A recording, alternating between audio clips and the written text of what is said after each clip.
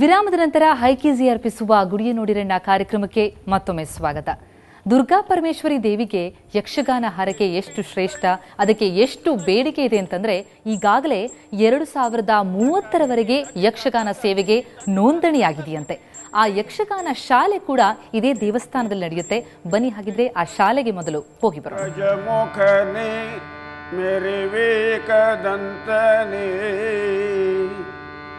ನಿಜ ಗುಣಾನ್ವಿತ ಪರಶುಧಾರಣಿ ರಜತಗಿರಿಗೊಡೆಯನ ಕುಮಾರನೇ. ಮಂದರ್ತಿಯ ದೇವಸ್ಥಾನದಲ್ಲಿ ಯಕ್ಷಗಾನವನ್ನು ಕೂಡ ಕಲಿಸಲಾಗುತ್ತೆ. ನಾವೀಗ ಯಕ್ಷಗಾನ ಶಾಲೆಯಲ್ಲಿ ಇದ್ದೇವೆ. ಬನ್ನಿ ಅಲ್ಲಿರುವಂತಹ ಶಿಕ್ಷಕರಾಗಿರುವಂತಹ KP ಹೆಗಡೆ ಅವರು ನಮ್ಮ ಜೊತೆ ಇದ್ದಾರೆ. KP ಹೆಗಡೆ ಅವ್ರನ್ನೇ ಮಾತನಾಡಿಸೋಣ. ಹೆಗಡೆ ಅವರ ಕಾರ್ಯಕ್ರಮಕ್ಕೆ ಸ್ವಾಗತ. ಈ ದೇವಸ್ಥಾನದಲ್ಲಿ ಎಷ್ಟು ವರ್ಷಗಳಿಂದ ತಾವು ಯಕ್ಷಗಾನ ಶಿಕ್ಷಣವನ್ನು ನೀಡ್ತಾ ಇದ್ದೀರಿ ಅಂತ? 10 ವರ್ಷ ಆಯ್ತು. 10 ವರ್ಷದಿಂದ ಇಲ್ಲಿ ದೇವಸ್ಥಾನದ ವತಿಯಿಂದ ಮಂದರ್ತಿ ಕೇಂದ್ರವನ್ನು ನಡೆಸ್ತಾ ಇದ್ದಾರೆ. ಹೆಜ್ಜೆ, ಭಾಗವತಿಗೆ, ಚಂಡೆ, ಮದ್ದಲೆ ಇವೆಲ್ಲವನ್ನು ಹೇಳ್ಕೊಡ್ತೇವೆ.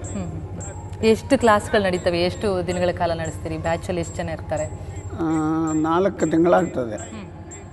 ಇದು ಜುಲೈದಿಂದ ನಾವು ಅಕ್ಟೋಬರ್ವರೆಗೆ ಮೇಳ ಪ್ರಾರಂಭ ಆಗ್ತದೆ.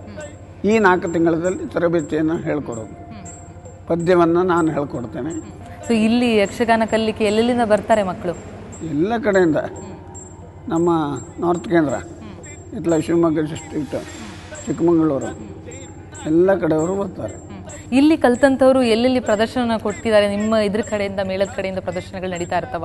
ಯಾವಾಗೆಲ್ಲ ಎಲ್ಲೆಲ್ಲಿ ನಡೀತವೆ? ಮಂದರ್ತಿ ಮೇಳ ಕಾಯಂ ಆಗ್ತಾ ಉಂಟು. ಮಂದರ್ತಿ ಮೇಳದಲ್ಲೂ ಕೆಲಸ ಮಾಡ್ತಾರೆ.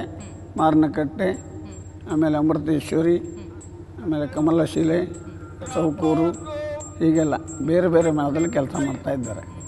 ಸೊ ಇಲ್ಲಿ ಕಲ್ತಂಥವ್ರು ಬಹಳ ಕಡೆ ಪ್ರದರ್ಶನ ಎಲ್ಲ ಕಡೆ ಪ್ರದರ್ಶನ ಕೊಡ್ತಾ ಇದ್ದಾರೆ.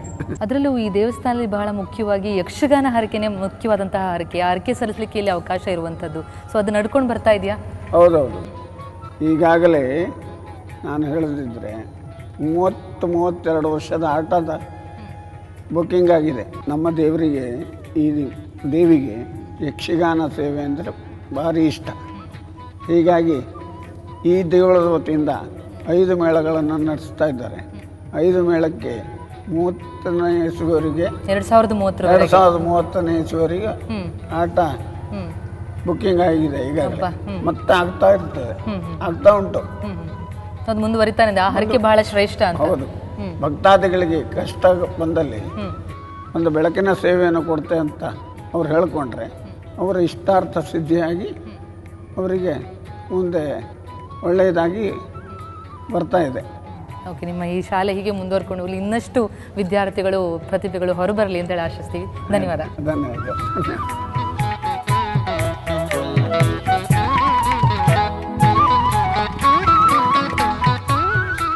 ಇಲ್ಲಿ ಪ್ರತಿನಿತ್ಯವೂ ದುರ್ಗಾ ಪರಮೇಶ್ವರಿಗೆ ಸಕಾಲದಲ್ಲಿ ಷೋಡಶ ಪೂಜಾ ವಿಧಿಗಳು ನೆರವೇರುತ್ತಿವೆ. ತಾಯಿ ನಿನ್ನ ಮಹಿಮೆ ಕೇಳಿ ಶರಣು ಬಂದೆನು, ದಿವ್ಯ ಸನ್ನಿಧಿಯಲ್ಲಿ ಶಿರವ ಮಣಿದೆನು. ತಾಯಿ ನಿನ್ನ ಮಹಿಮೆ ಕೇಳಿ ಶರಣು ಬಂದೆನು, ದಿವ್ಯ ಸನ್ನಿಧಿಯಲ್ಲಿ ಶಿರವ ಮಣಿದೆನು. ಪಾಪರಾಶಿ ಭಂಗವಾಗಿ ಧನ್ಯನಾದೆನು, ಪಾಪರಾಶಿ ಭಂಗವಾಗಿ ಧನ್ಯನಾದೆನು. ನಿನ್ನ ಚರಣ ಕಮಲದಲ್ಲಿ, ನಿನ್ನ ಚರಣ ಕಮಲದಲ್ಲಿ ಭೃಂಗವಾದೆನು. ತಾಯೇ ನಿನ್ನ ಮಹಿಮೆ ಕೇಳಿ ಶರಣು ಬಂದೆನು, ದಿವ್ಯ ಸನ್ನಿಧಿಯಲ್ಲಿ ಶಿರವ ಮಣಿದೆನು. ತಾಯೇ ನಿನ್ನ ಮಹಿಮೆ ಕೇಳಿ ಶರಣು ಬಂದೆನು. ಇಂಥ ತಾಯಿಯನ್ನು ದರ್ಶಿಸೋದಕ್ಕೆ ಭಕ್ತರು ನಾನಾ ಕಡೆಗಳಿಂದ ಬರುತ್ತಾರೆ. ತುಂಬ ಖುಷಿಯಾಗತ್ತೆ. ಮತ್ತು ಏನಾದರೂ ಕಷ್ಟ ಇದ್ದರೆ ಇಲ್ಲಿ ಹೇಳ್ಕೊಳ್ಳೋ ಹರಕೆಯಿಂದ ಹರಿವಾಣ ನೈವೇದ್ಯ ಮತ್ತು ಕುಂಕುಮಾರ್ಚನೆ, ನೀವು ಇದು ತುಂಬ ಮೇನ್ ಅಂದರೆ ಹರಿವಾಣ ನೈವೇದ್ಯ ಇಲ್ಲಿ ಬಂದರೆ ಎಲ್ಲರೂ ಹೇಳ್ಕೊತಾರೆ. ದೇವಿಗೆ ತುಂಬ ಇಷ್ಟವಾಗಿರೋದು ಪೂಜೆ ಅದು. ಅದನ್ನ ಹೇಳ್ಕೊಂಡ್ರೆ ನಾವು ಬಂದು ಹೋಗಿ ಮಾಡಿಸಿದ ಮೇಲೆ ಯಾವುದೇ ರೀತಿ ಕಷ್ಟ ಇದ್ದರೂ ಎಲ್ಲ ಪರಿಹಾರ ಆಗುತ್ತೆ. ಮತ್ತು ತುಂಬ ಕಷ್ಟ ಇದ್ದರೆ, ಮನಸ್ಸಿಗೆ ತುಂಬ ಅನುಕೂಲ ಇದ್ದರೆ ಅಂಥವರೆಲ್ಲ ಯಕ್ಷಗಾನ ಮಾಡಿಸ್ಬೇಕು ಅಂತ ಹೇಳ್ಕೊತಾರೆ. ಆದರೆ 30 ವರ್ಷ 20 ವರ್ಷ ಎಲ್ಲ ಆಗುತ್ತೆ. ಅದು ಒಂದ್ಸಲ ಯಕ್ಷಗಾನ ಹೇಳ್ಕೊಂಡ್ಮೇಲೆ ಮತ್ತೆ ನಮ್ಗೆ ಸಿಗೋದು. ಮಾತ್ರ ತುಂಬ ಒಳ್ಳೆ ದೇವಸ್ಥಾನ, ಎಲ್ಲ ಕಡೆಯಿಂದನೂ ಬರ್ತಾರೆ, ಇಲ್ಲಿಂದ ಆಗಲಿ ಬೆಂಗಳೂರಿಂದ ಆಗಲಿ. ನಮ್ಮೂರಲ್ಲಿ ಇರೋ ಪ್ರತಿಯೊಂದು ಮನೇಲೂ ಈ ದೇವ್ರ ಫೋಟೋ ಇದ್ದೇ ಇರುತ್ತೆ, ಎಲ್ಲರೂ ನಂಬುವಂಥ ದೇವಸ್ಥಾನ.